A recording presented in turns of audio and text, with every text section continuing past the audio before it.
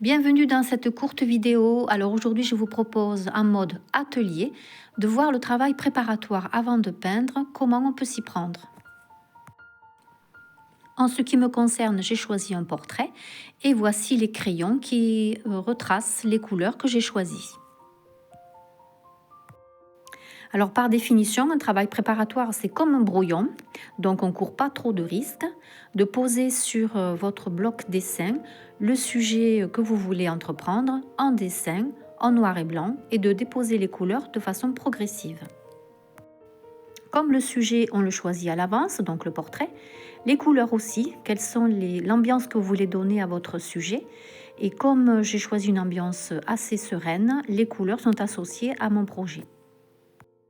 Donc ma préparation brouillon en couleurs, je le fais de façon progressive, des couleurs claires, et je vais clôturer avec les couleurs foncées.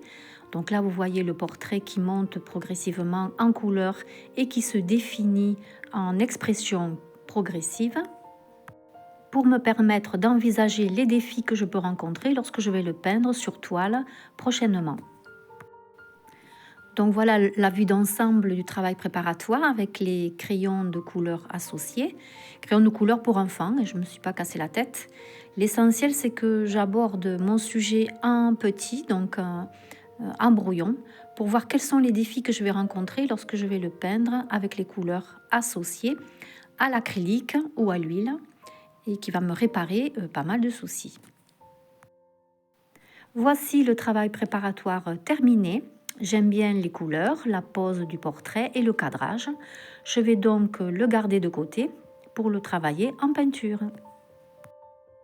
D'ailleurs, voici un extrait du portrait au fusain sur toile que je vais entamer à l'acrylique ici.